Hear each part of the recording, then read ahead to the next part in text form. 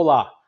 Com a chegada do verão em meio à pandemia, vamos conversar hoje no Ideias e Debates sobre a retomada do turismo e também dos bares e restaurantes no estado de São Paulo. Eu recebo aqui o Bruno Mori, que é da BIH, e também o Leonardo Ramos, que é da Bracel. Vamos discutir e debater este assunto no nosso programa de hoje. Sejam muito bem-vindos.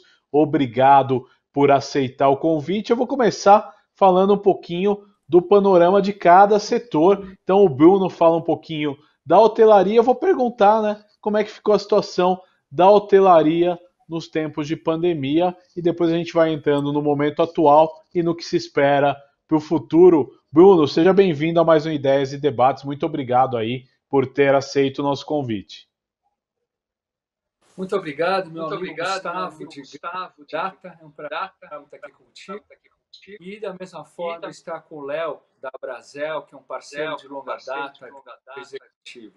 Hoje eu falo aqui como presidente do DTC, Instituto de Desenvolvimento, Turismo, Cultura, Esporte e Meio Ambiente, apesar de eu continuar fazendo parte da diretoria da BH, do Convention Bureau e de outras entidades. E nós podemos falar que esse ano nós tivemos a pior crise da história do turismo, não só da hotelaria, e nós tivemos aí, de acordo com a MT, do que nós tínhamos de 1,5 bilhões de pessoas viajando pelo mundo com 1,8 trilhões de dólares, nós já devemos chegar próximo a quase 1 trilhão de dólares, falando de prejuízos dentro do nosso mercado. E quando nós falamos disso, a hotelaria e os setores de turismo fica diferente. Nós tivemos uma parada total de quase 90% da oferta no período de maio, junho, e depois começou a retornar aos poucos o turismo de lazer, principalmente o litoral e o interior de lazer, no estado de São Paulo e no Brasil como um todo, tendo um retorno primeiro nas viagens daquele círculo de mais ou menos 100 a 300 quilômetros da casa dele, e depois com as medidas de protocolo internamente. Então nós temos uma grande possibilidade aí desse verão de pegar todos os quase 12 milhões de turistas que não foram para fora, que iriam para fora e poderiam gastar quase 10 mil dólares, ou seja, 50 mil reais, que vão ficar no Brasil e cuidar do turismo interno. E da mesma forma também todos os brasileiros que trabalharam e ficaram todo esse período em casa estão querendo fazer a viagem dele e vão fazer essa viagem sim. Então nós temos já uma possibilidade de uma retomada de todo o setor, por exemplo, hoteleiro, principalmente de lazer, numa taxa de crescimento muito parecida do que foi no mesmo período do ano passado. E o turismo de negócios, esse sim, foi drasticamente afetado, porque ainda não retornaram as feiras e os congressos que são necessários para poder estimular. Então, cidades como São Paulo, Campinas, Ribeirão Preto estão sofrendo muito, com taxas de ocupações aí abaixo do break-even, que é um ponto de equilíbrio, mas pelo menos o interior de lazer e também o litoral, nos finais de semana, feriado, tem recuperado bem. Legal, Bruno, nós vamos falar bastante desse assunto durante o nosso programa. Agora, Leonardo, gostaria de saber a situação dos bares e restaurantes no estado de São Paulo e a gente primeiro, nesse primeiro momento, falando aí do que passou, né, do início aí dessa crise. Oi, boa noite, obrigado pelo convite. Assim, a Bracel em fevereiro já começou a se movimentar, quando começou primeiro, na realidade, eram notícias só, né, da pandemia, tal. A Bracel tem umas parcerias fortes, Ambev principalmente, tinha já operações na China, tal. E a gente em fevereiro já começou a fazer reuniões a respeito disso. Começo de março, o Paulo Somuth, que é o presidente executivo da Bracel, esteve em Brasília já para tentar bolar alguma coisa que acabou sendo a 936, que ajudou bastante o setor, né?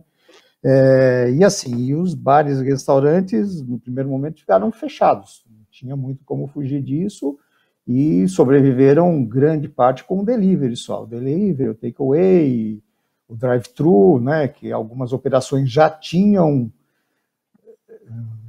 isso no foco, que era o delivery, o drive-thru, o takeaway, mas a grande maioria não tinha. Então, todo mundo teve que se reinventar, foi aquela loucura de aplicativos de entrega e tal, mas não representa a não ser quem já tinha isso no foco, não representa 10, 15% do faturamento.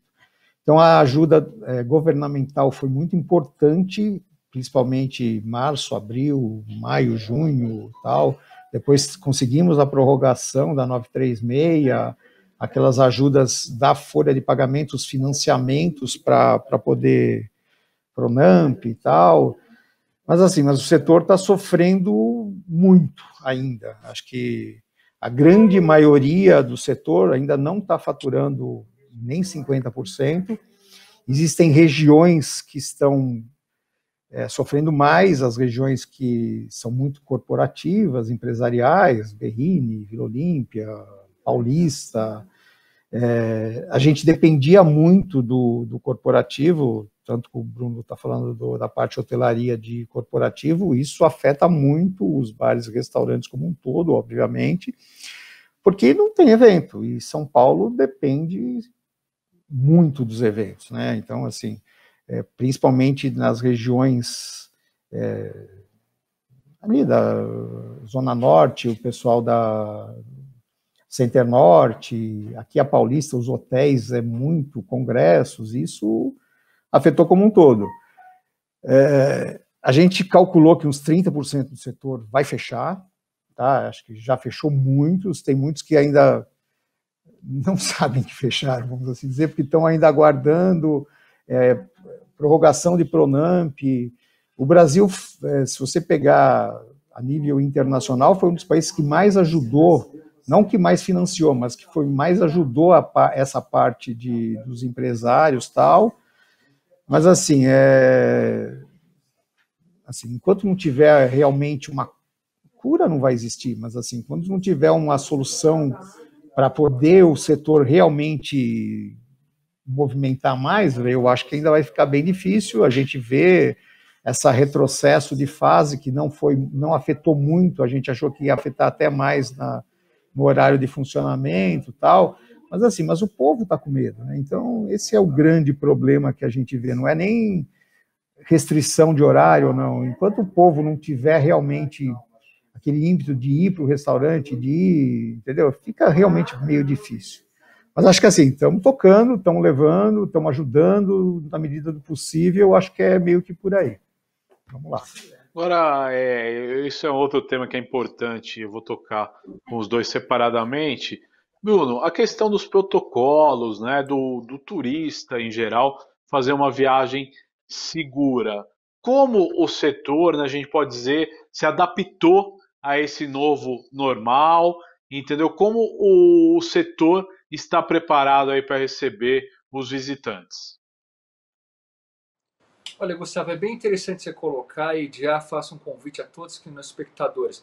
Hoje o setor de turismo está muito bem estruturado em cada um dos segmentos para poder receber com qualidade e com segurança todos os turistas.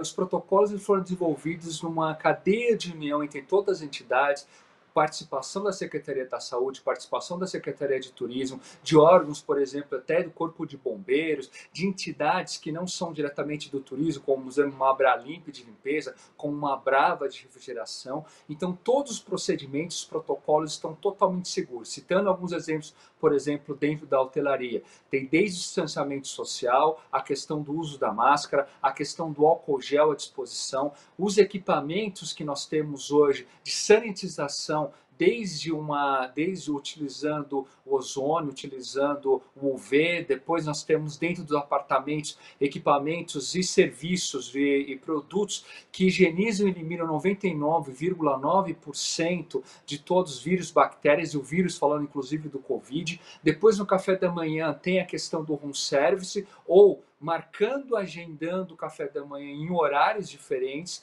e servindo porções individuais, assim como acontece a mesma coisa dentro dos restaurantes, dos hotéis, dentro de um evento que possa acontecer. Então os eventos estão altamente habilitados. Nós tivemos agora a Expo retomada e também o São Paulo Visit Expo, que fez também, mostrando que o setor de turismo é muito mais seguro você ir numa feira comercial, ir num restaurante, num hotel, do que você ir no próprio supermercado, e muito, muito mais seguro do que você pegar um ônibus coletivo e o metrô.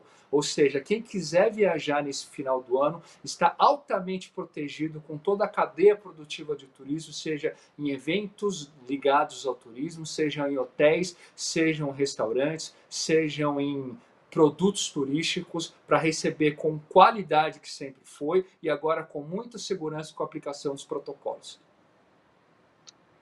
Meu caro Leonardo, e o seu setor, né? Eu, assim, na minha experiência, eu já fui em restaurantes onde a gente fica impressionado com o cuidado que as pessoas tomam e outros que nem tanto, porém, a gente vê que existe também um cuidado. Qual que é o raio-x que você tem do setor? Assim, o setor como um todo, eu acho que a grande maioria, não vou dizer, mas assim, a maioria principalmente dos associados da Brasel, que seguem os protocolos, na medida possível, estão seguindo à risca. Eu vou dar um exemplo de um que acho que não está seguindo à risca, que era um protocolo do self-service, que, em teoria, a gente tinha colocado de se colocar luvas no começo da fila, tal, e o protocolo oficial da prefeitura tinha que ter uma pessoa servindo. São poucos os restaurantes que têm uma pessoa servida. Começaram, mas o próprio cliente não quer. Então, assim, acabou meio que se usando o protocolo não oficial, são poucos os restaurantes que estão usando uma pessoa realmente servindo.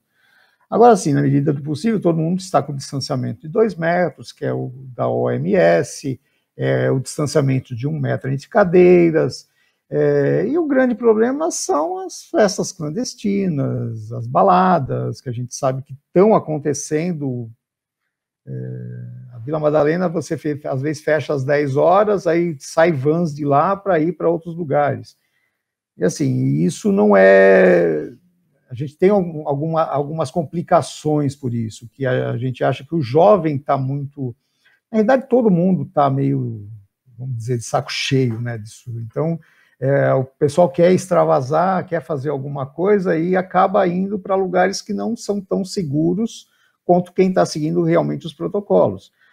A Brasel foi das primeiros a elaborar os protocolos, a gente ajudou no protocolo da prefeitura, contribuímos com o Observatório da Gastronomia, tal, o de música ao vivo, de eventos, a gente também elaborou um que acabou não sendo oficial, então a música ao vivo hoje, todos os bares e restaurantes estão fazendo, o pessoal sentado, mas não tem um protocolo, uma regra geral também até hoje. Mas acho que assim, a grande maioria está seguindo os protocolos, não digo à risca, mas está seguindo os protocolos, que acho que isso é o importante para a gente não disseminar o vírus, não tentar o máximo possível evitar isso. Agora é interessante a gente abordar, né, dentro desse tema ainda, Bruno, como você falou, aumentou a procura, por exemplo, por hospedagens nos finais de semana, no litoral, no interior. E eu sei que às vezes não depende dos estabelecimentos que tomam todo o cuidado, porque as aglomerações acabam se formando fora, né, dentro da praia. E como o setor ele pode fazer para se prevenir desse tipo de coisa? Porque eu tenho certeza, né, que os estabelecimentos eles cumprem à risca, mas existe uma possibilidade de conscientizar as pessoas que não devem fazer aglomerações, e aí vai, durante uma viagem, ir a festas, tentar um divertimento um pouco mais calmo e isolado, Bruno? Você acha que isso é possível?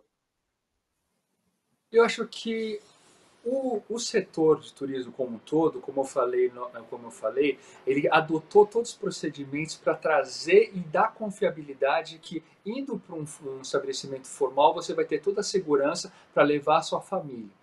E isso já é uma grande demonstração de que é uma grande demonstração e, ao mesmo tempo, já é um exemplo de como pode ser seguido. Como nós falamos, por exemplo, a ceia de Natal e Réveillon, os hotéis eles vão seguindo, inclusive, a regra da parte amarela, fazerem não aquela festa como se fizerem todos os anos. Eles vão fazer um jantar, né, dentro lá, pode ter uma música ao vivo, pode ser que esteja uma música ambiente, com um cardápio servindo ele individual, né, durante o período normalmente da própria janta, e depois a pessoa ela vai subir para o quarto dela ou ela vai sair para a rua. Né? Então nós temos desde feito todas essas questões, as qualificações que nós fizemos com nossos colaboradores, uma série de eventos online que nós fizemos com entidades, por exemplo, de agências de viagem, com entidades de pessoas de receptivo, para mostrar quais são os protocolos corretos, para informar o público como eles podem fazer uma viagem tranquila e segura. Então, eu diria que hoje tanto os meios de hospedagem, como as agências, como os restaurantes estão preparados para receber com qualidade e tentando deixar um exemplo de como seguir e para dar uma segurança maior para os familiares. Legal. Agora, Leonardo, e no lado dos bares, né? Você citou um exemplo, e é um exemplo que a gente vê por muitas vezes, né? Aglomeração, por exemplo, na rua, em bairros boêmios, como a Vila Madalena é um exemplo de onde eu já vi. Só que até aí, o comerciante não tem nada a ver com isso, porque o comerciante ele está lá, ele está tomando os cuidados. E cai na mesma pergunta: será como a gente consegue conscientizar essa população na questão da aglomeração? Você vê as fotos do Brás no final de semana, né? 25 de Exato, março, Brás. Então, assim, exato. na verdade você não pode servir na rua, a gente não pode servir na calçada, tem essa briga que é uma coisa que a gente já está batendo desde o começo, que é muito mais seguro você servir ao ar livre e tal. Não sei exatamente, é a Covisa que está pegando por causa daquele problema no Rio de Janeiro, lá no começo tal. E é uma coisa que não tem muita lógica, porque, queira ou não queira, é muito mais seguro você servir ao ar livre, tem menos probabilidades de você de ter contágio realmente ao ar livre. Agora, a aglomeração na calçada, se o lugar está cheio, você tem que aguardar a mesa, acaba tendo aglomeração. Você não pode servir, mas aí a pessoa sai com o copo para fumar. Aí a gente pede para não sair com o copo, porque é proibido ver na calçada. Mas você sabe que é difícil em certos lugares, principalmente com o jovem e tal. E você deu o exemplo da Vila Madalena. A Vila Madalena, às vezes eles ficam em frente aos bares, mas está cheio de camelô vendendo latinha de cerveja, vendendo na rua. E aí? Quem é o culpado? É o dono do bar ou restaurante? Realmente é difícil. O horário de fechar, fecha às 22. Aí o protocolo que saiu agora fica meio subjetivo, você fechar às 22, mas você pode atender fora do horário ou não. Então, às vezes, a própria legislação, os próprios decretos tem algumas falhas nesse ponto. A gente está batendo, temos reuniões constantes com secretários, com a Aline Cardoso, com o Orlando Faria,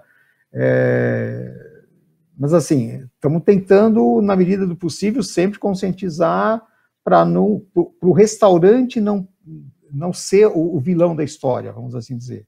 Você pega o comitê administrativo lá, o pessoal, não, os bares e restaurantes são os vilões. Assim, quem está seguindo realmente o protocolo, eu acho que não é o vilão. Agora, assim, se for na balada, se for o pessoal que não está seguindo, realmente pode ser. Acho que a gente tem que ir evoluindo nisso para poder a população se sentir segura. Porque se a população não se sentir segura ali no restaurante, é o que o Bruno falou, tem ozônio, tem UV, você limpa o ar-condicionado, limpa o ar disso, daquilo, tem bastante coisas que estão entrando para você poder, mesmo os lugares mais fechados, ter um ambiente mais seguro. Mas assim, se a população não se sentir segura, não adianta nada, porque aí a população não vai no bar, no restaurante, não adianta nada. Acho que é meio que isso. E é outro fator, né, que você tocou numa questão muito importante. Por exemplo, você falou, as pessoas às vezes ficam na rua se servindo de vendedores ambulantes, que em dias normais já não têm a licença para estar lá operando, né? Quer dizer, se essa fiscalização funcionar, ela vai ajudar tanto os bares quanto os restaurantes, quanto a não disseminação da Covid-19. Quer dizer, seria um conceito básico, né, Leonardo? Sim, é o que eu falo. Existem regiões que já são sexta, sábado, domingo, né? Já tem uma aglomeração natural, principalmente por causa do jovem e tal. Você vai num restaurante, normalmente, pode ter mesa, pode ter fila de espera, pode ter, mas hoje em dia você está trabalhando com reserva, né? Então, assim, já é mais difícil. Agora, quando você começa a ter muito jovem, muita aglomeração, e o pessoal começa um burburinho, se tem venda na rua, e aí? Né? É o caso da Vila Madalena lá, não sei exatamente como está hoje em dia, porque tem muita fiscalização. Itaim está tendo muita fiscalização. Então, assim, mas você tem lugares mais na periferia que não tem fiscalização, a gente sabe disso, né? Então, fica difícil você pôr o bar e o restaurante como um vilão da história. Esse que é o grande problema. Então, isso que a gente está sempre batendo, o Percival Maricato está sempre fazendo nas entrevistas, tal, falando que somos um dos lugares mais seguros, que a gente trata com contaminação, com vírus, com bactéria a vida inteira, a gente sempre, constantemente é fiscalizado por vigilância, por Covisa, por tudo isso. Então, não é exatamente esse vírus que a gente sempre trabalhou com isso, né? Então, esse que é o problema. O pessoal, cliente, está consciente disso. Muito interessante essa questão. Agora, Bruno, vamos falar um pouquinho, né, do setor hoteleiro, turismo de negócios. São Paulo recebe aí eventos internacionais, assim, me vem à cabeça a Fórmula 1, que é um dos eventos aí que movimenta muito o setor, né, o turismo em geral no estado de São Paulo. Esse ano passamos sem este evento importante e vários outros eventos, né? Qual que é o impacto no desenvolvimento econômico para o estado de São Paulo? Você já tem algum número? Como foi esse impacto? E como é que nós vamos trabalhar a partir de agora para recuperar tudo isso? Olha, Gustavo, realmente o mais impactado, se a gente falar do turismo de negócios, foi todas as cidades de turismo de negócios que dependem dos eventos, dos congressos, das feiras, das reuniões, dos treinamentos, qualificações. Cidades como São Paulo, Campinas, São José dos Campos, Ribeirão Preto, Registro, cidades de negócios que dependem diretamente e não puderam fazer esses eventos, sofreram demasiadamente, muito mais do que o turismo de lazer. Né? Se a gente pegar hoje uma cidade como São Paulo, está com uma taxa de ocupação média de 20%. No mesmo período do ano passado, nós estávamos com quase 80%, 90%. De todas as semanas, entre terça e quinta-feira, nós batemos quase entre 80% a 90% de ocupação.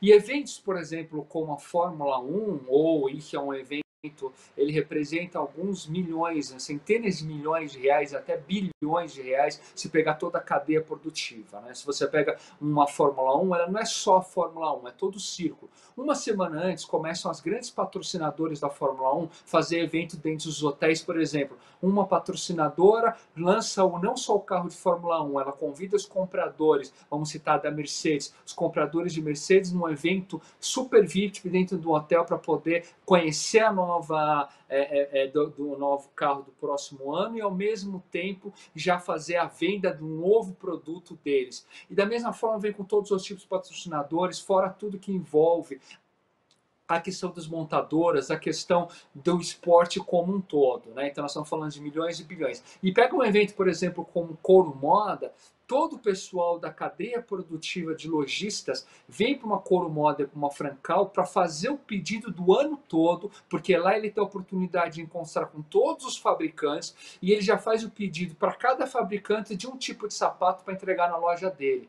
Então é um evento que durante a feira já sai milhares de negócios com bilhões de reais de divisa gerando impostos.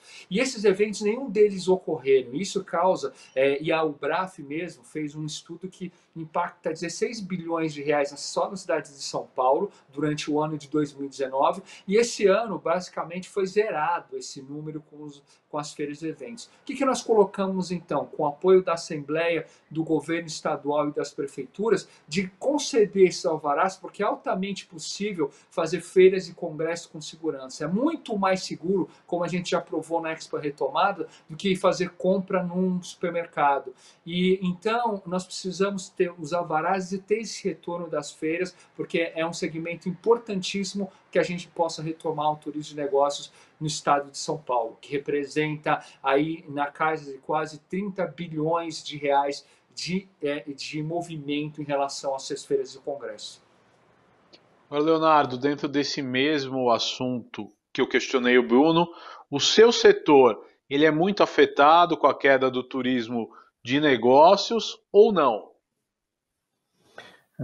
Depende muito da região, muito afetada. É o que o Bruno falou, o comprador, o visitante vem para a feira e depois ele vai para onde? Vai para o restaurante, vai para o bar, vai para todos os lugares. São Paulo depende muito disso.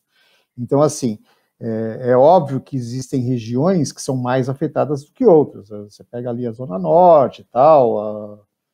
Só um exemplo ali no Lar Center, o Compadre, se eu não me engano, quando é uma APAS, fica filas e filas de espera na hora do almoço.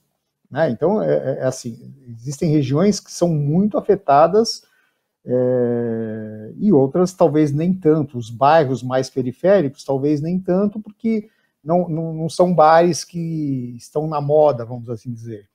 Mas você pega, as grandes churrascarias afetou muito e está afetando muito ainda, obviamente.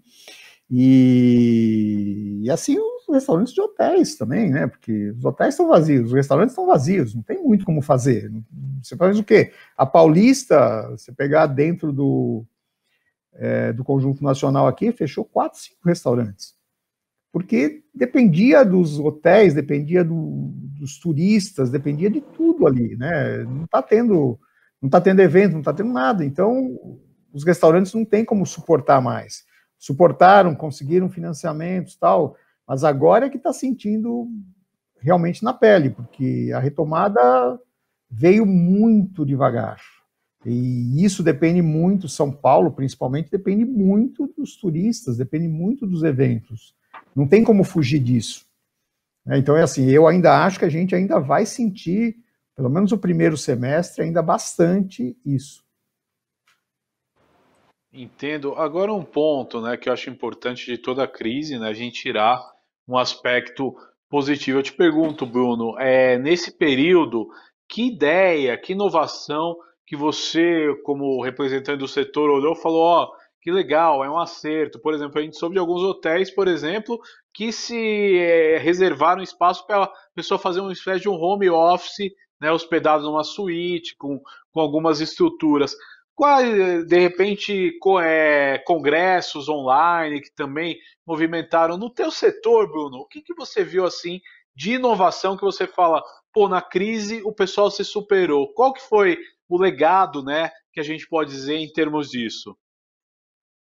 Olha, nós podemos falar primeiro, a gente conseguiu fazer uma união com todos os setores para discutir, isso foi muito forte. Então, nunca foi tão importante um conselho municipal, um conselho estadual, essas comissões, essas parcerias e interações, por exemplo, como nós temos a amizade com o Léo da Brasel e com outros setores para trocar expertise. Acho que isso foi uma parte bem interessante. A gente conseguiu se unir, a gente conseguiu trocar ideias e também fazer com as reuniões online uma adaptação, por exemplo, nas assembleias, uma adaptação em relação a como passar um conhecimento para os associados, para o mercado como um todo.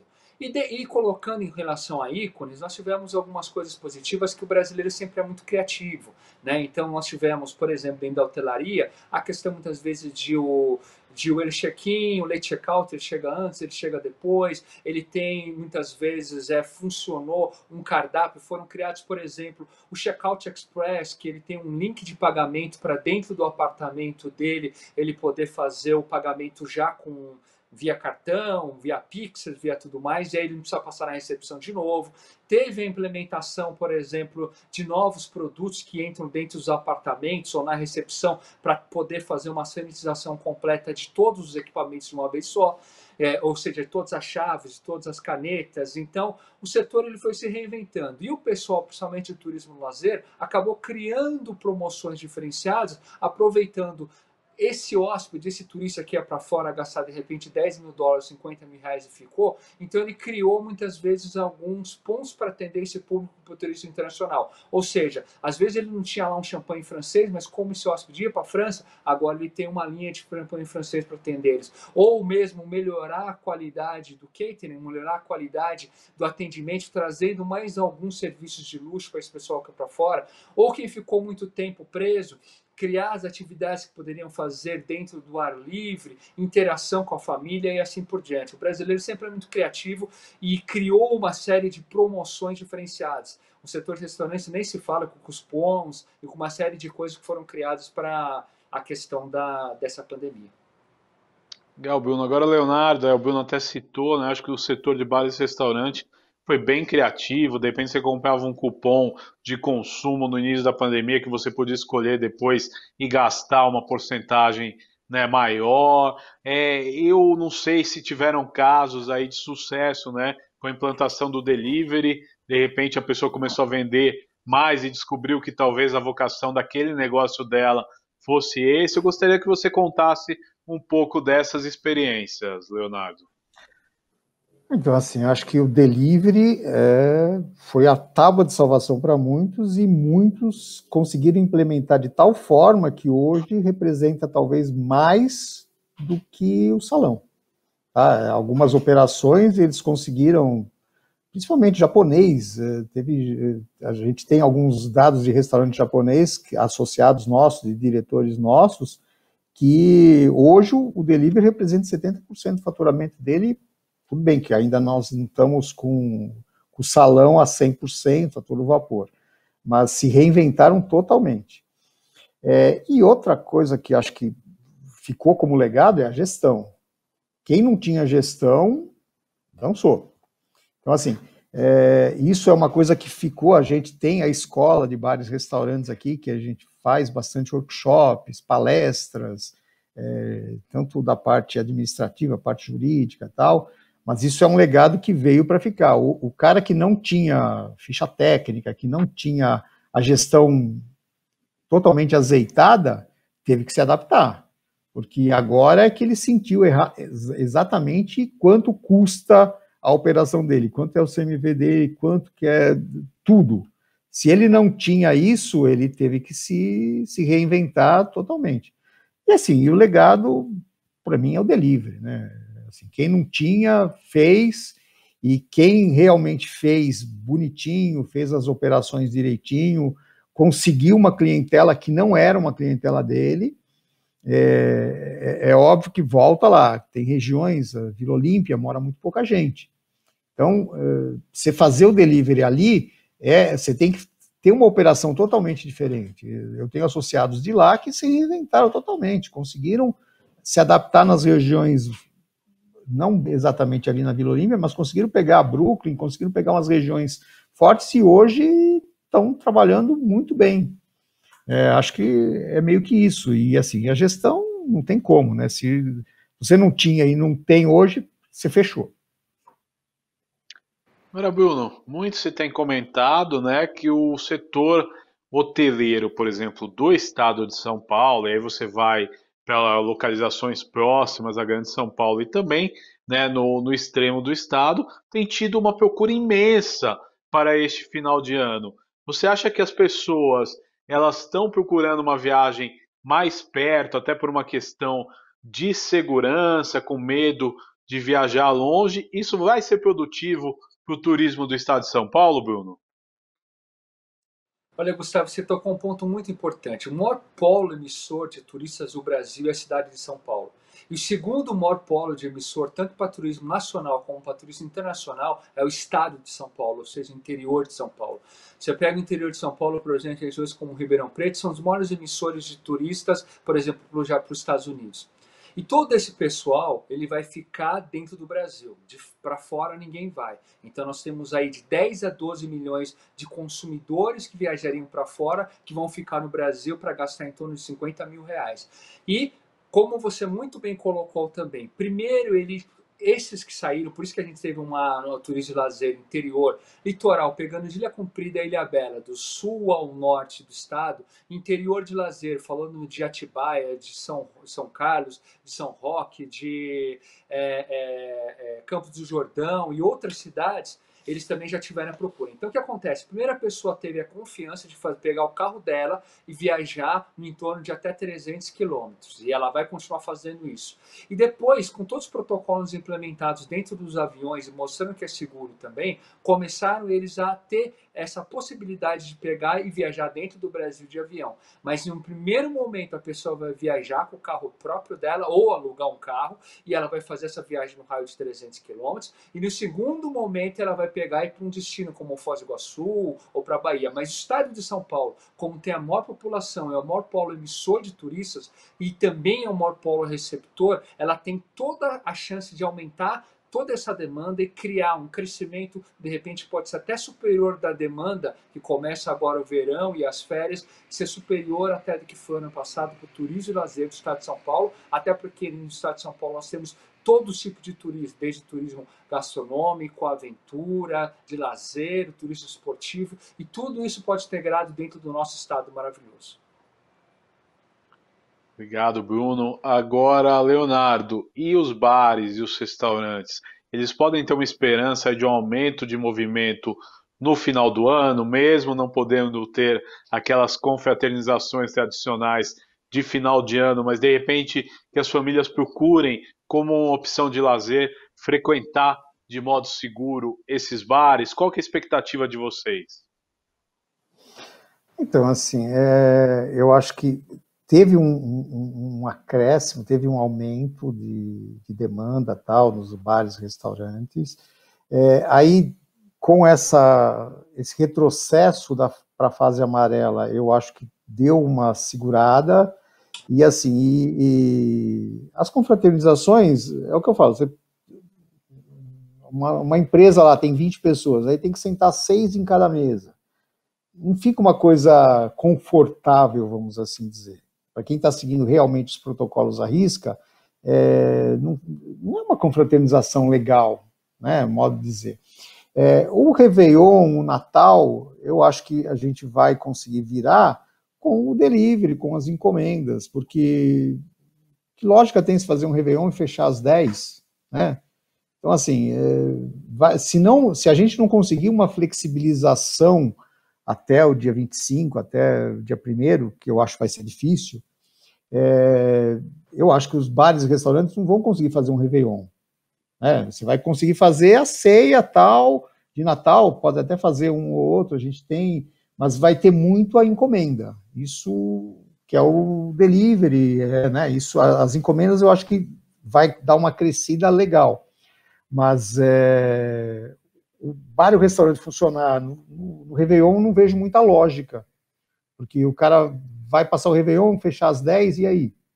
Então, assim, se a gente não conseguir essa flexibilização até lá, acho que vai ser um fim de ano complicado no nosso setor. Agora é interessante essa colocação sua, e eu gostaria de saber qual o comerciante que, na sua visão, sofreu mais? Aquele que está nos locais badalados, de grande movimento, que talvez com a liberação eles já tiveram, né, um retorno do público, porém a gente sabe que eles têm um custo elevado para manter, né, o comércio e tudo mais, ou aquele da periferia. A gente sabe que a periferia, às vezes, por não ter uma fiscalização tão ostensiva e tudo mais, não foi tão rígida como esses grandes centros. Qual o comerciante que saiu mais prejudicado na avaliação de vocês? Diria de Assim, você, Leonardo, porque o Bruno já entra na questão hoteleira. Assim, eu acho que as regiões empresariais, corporativas, Vila Olímpia, Berrini, Paulista, Barra Funda, onde concentra muito que o pessoal foi para o home office, essas, sem dúvida, é as mais prejudicadas. É o que eu falo, ninguém parou de comer. Quem não está almoçando na Vila Olímpia, né, está comprando comida no restaurante, ou está comprando no supermercado, Se mora na Zona Leste, está comendo na Zona Leste, se mora na Zona Norte, Zona Oeste, Zona Sul, aonde seja. Então, parar de comer, ninguém parou. Então, só mudou a localização. E, principalmente, as grandes corporações, grande parte ainda está no home office.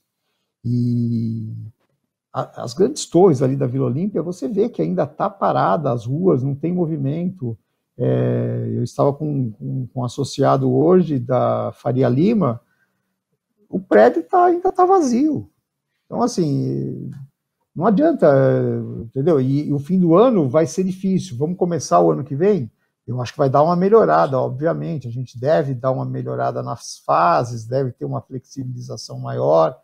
Agora, assim, os restaurantes badalados, o problema é o custo financeiro dele, né? Então, assim, ele vendendo, ele com 40% da capacidade ainda, a conta ainda, óbvio que ainda tem muita negociação, os proprietários de imóveis ainda estão com alguma flexibilização nos aluguéis, tem gente que conseguiu ainda, até agora, até o mês passado, até esse mês, ainda está com a redução de jornada, mas assim, daqui para frente, quem conseguiu o Pronamp vai ter que começar a pagar.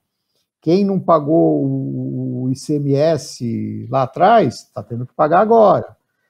Então, assim, eu ainda acho que a gente vai sentir um impacto forte agora nos primeiros meses desse ano, de 2021. Pois é, Bruno, antes de eu entrar na questão das perspectivas para o ano de 2021, eu quero te fazer uma pergunta dirigida. Como é que a hotelaria, né, espera, por exemplo, um ano que provavelmente não teremos carnaval tradicionalmente na data, no primeiro semestre, talvez no segundo semestre, mas na verdade a gente vive aí um cenário de insegurança em relação a isso. Como o setor vê essa perda? É uma perda só no ligado aos eventos? É uma perda ligada ao pessoal que vai viajar para descansar também? Ou você acha que perde sim o carnaval de rua, né, as pessoas que se hospedam para esse tipo de negócio, o carnaval da avenida? Ou você acha que haverá um recolhimento total no carnaval? Como é que vocês veem essa situação e se vai gerar um impacto muito grande no setor de vocês? Olha, Gustavo, o carnaval ele vai seguir um pouco parecido com o Réveillon. Apesar que o Réveillon, as pessoas vão para o litoral, vão pular ondinha, tendo fogos ou não, tendo coisa ou não. Carnaval, se ele for de fato transferido, não vai acontecer, entre aspas, nenhum tipo de evento nesse período de carnaval se ele for transferido. Ou seja, ele não vai criar nenhum tipo de impacto. Evidentemente que o carnaval ele é um evento 100% cultural e um evento de lazer.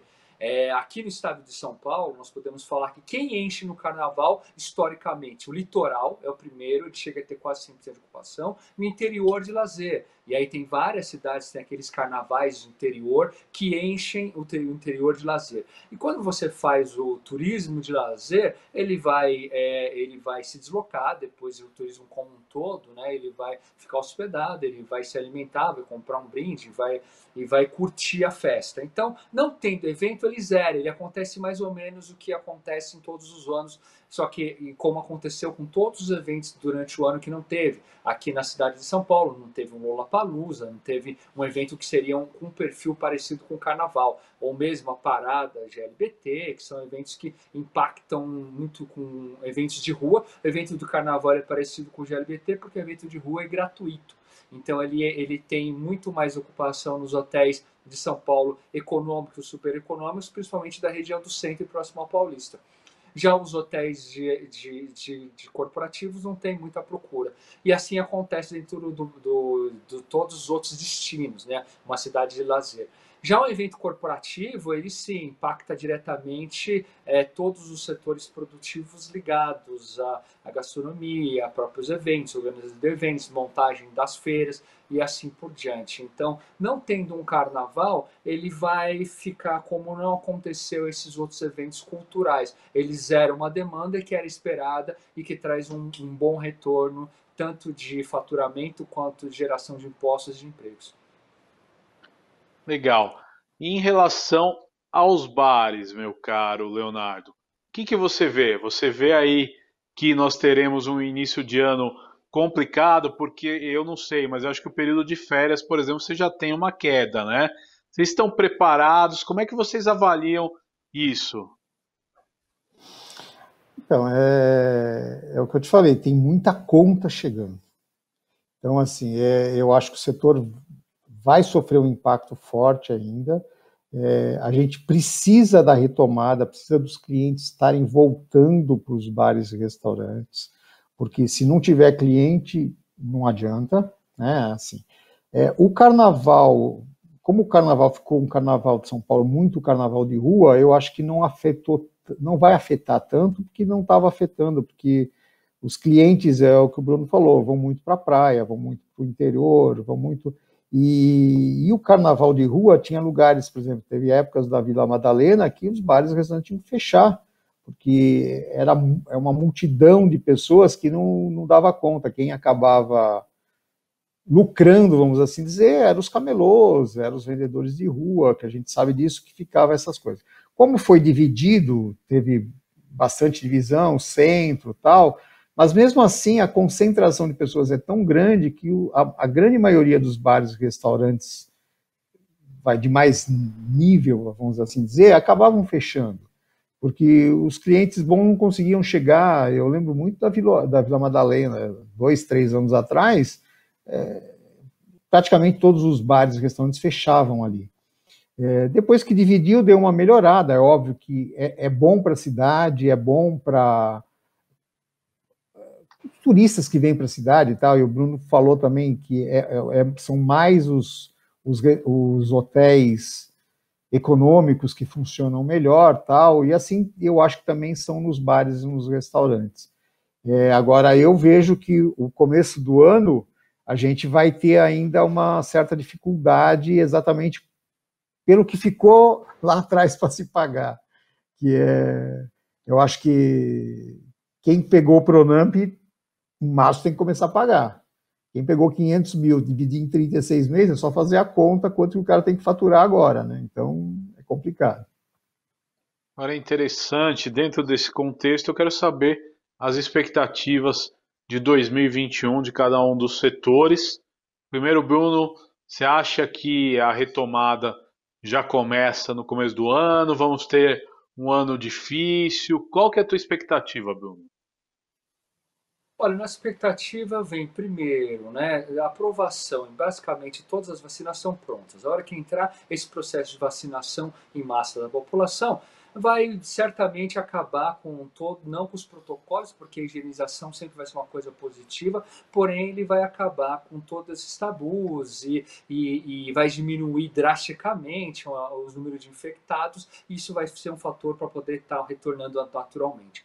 De fato, o que nós colocamos sempre e nós temos conversado constantemente com o governo, com os órgãos públicos, é que o setor de turismo como um todo, falando de restaurantes, falando de organizadores de eventos, falando de hotéis, falando de parques temáticos, estão totalmente prontos com os protocolos de confiança hoje para poder retornar às suas atividades. Então, o que nós pedimos é que sejam dados alvarás para fazer as feiras, sejam dados alvarás para fazer os eventos do congresso, porque vai começar a atrair de novo esse retorno das pessoas. E mesmo antes de sair a vacina, tendo um retorno e tendo a aprovação dessas feiras, desses congressos, desses eventos, já começa a trazer uma demanda para criar uma recuperação.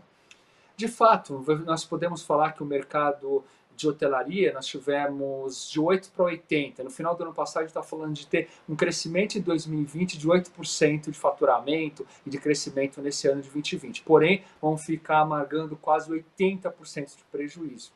Nós esperamos que no ano de 2021, com a chegada da vacina, isso seja liberado, mas independente disso, que o governo e cada uma das prefeituras entendam que fazer um evento corporativo, fazer um evento como faz a Ubraf, a BEOC, eventos técnicos, eles só trazem consumo, impostos e fortalecem a economia e tem todos os protocolos para atender e com total segurança. Você ir numa feira é muito mais seguro do que você ir no supermercado. E muito, muito mais seguro do que você pegar um transporte público que não tem nem a disposição de álcool gel. Então, nós esperamos que possam ser flexibilizadas todas as ações para o setor de eventos, principalmente corporativos, independente de vacina ou não, porque os protocolos de segurança para atender e não disseminar a Covid entre o setor de turismo estão todos prontos e muito seguros para fazer viagens.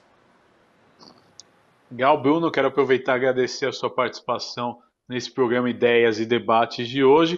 Meu caro Leonardo Ramos, eu também quero agradecer a sua participação, mas eu quero que você diga o que o setor espera aí do ano de 2021.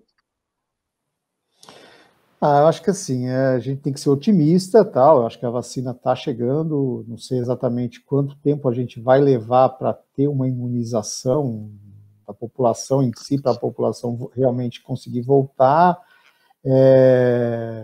Eu acho que pior do que está não pode ficar, né? Então acho que a gente tem que melhorar, tem que evoluir em cima disso. É o que o Bruno falou, os eventos começando a voltar, tudo começa a retornar em São Paulo. Eu acho que São Paulo depende disso, depende dos congressos, depende dos eventos, depende das feiras, depende de tudo isso. E o setor de bares e restaurantes está totalmente ligado a isso. Entendeu? Eu acho que, obviamente, que eu falo que tem regiões que têm muito mais impacto do que outras, mas acho que, assim, tem tudo a ver com... São Paulo é isso, né? São Paulo não tem como fugir disso. São Paulo, a gente tem até algum turismo de lazer tal, mas a grande parte do turismo nosso é corporativo, né? É o turismo de negócios, é o turismo de eventos. A gente ainda tem o turismo lá da 25 de março, do Brás tal, mas é um turismo de um dia, o cara vem de ônibus, faz as compras e volta. Então ele deixa, obviamente, uma parte da riqueza lá no Brás, na 25 e tal, mas não vai no hotel, quando vai no restaurante, vai comer os restaurantes ali perto, que tem uma movimentação significativa lá, mas não é o turista que vem para conhecer a cidade, né? Esse que é o grande problema. Mas acho que assim, a gente tem que ser otimista, vamos esperar a vacina começar a funcionar para o cliente voltar, para o cliente ter esse otimismo e realmente fazer o nosso setor começar a virar novamente. Muito obrigado, Leonardo, por sua participação nesse Ideias e Debates. Quero agradecer a vocês dois por terem aceito o nosso convite. Este foi mais um Ideias e Debates aqui na Rede Alesp. Falamos da retomada do turismo no estado de São Paulo no ano de 2021. Você pode ver e rever este e outros programas em nosso canal no YouTube. Até nosso próximo encontro. Tchau!